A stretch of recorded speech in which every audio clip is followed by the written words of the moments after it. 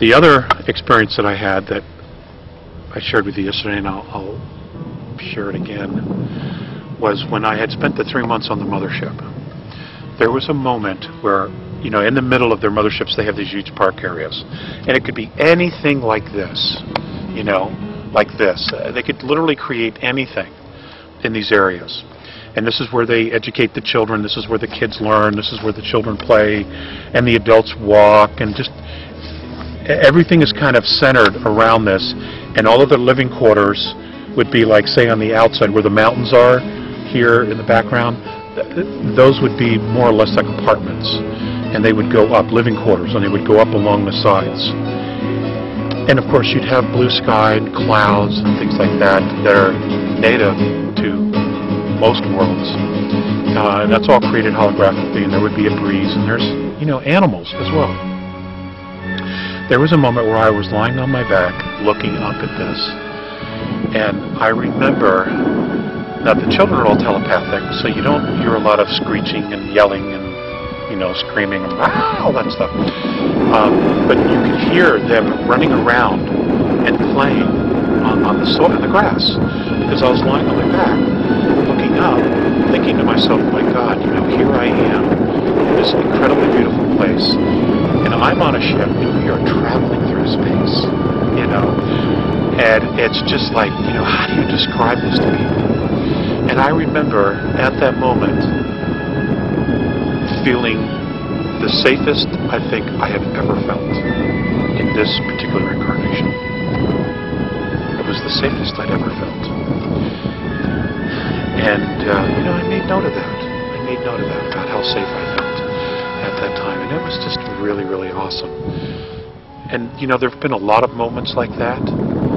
And it's tricky to try to hold on to those feelings and bring them back here. It's really tricky. You know, you almost have to completely fool yourself. And it would be so nice, you know, if we could all aspire to make Earth that kind of a way, that kind of a place, where we knew we would be safe. I mean, that doesn't mean that there isn't death.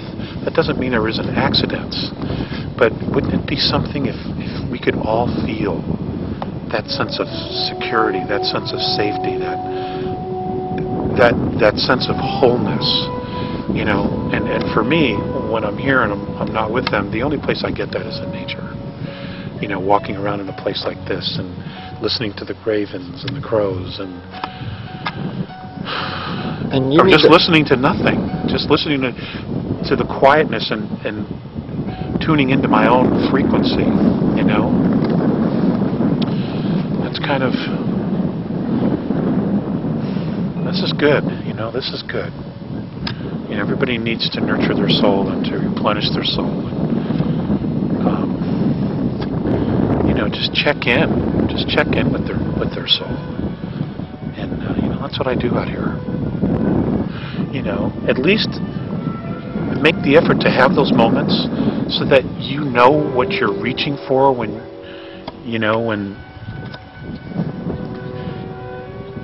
the teachers talk about nirvana, when the teachers talk about wholeness,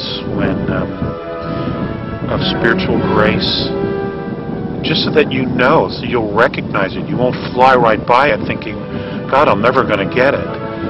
You know, and it's not that it's going to last forever. But, you know, always try to make the effort to find those moments, to capture those moments, to know what they are, because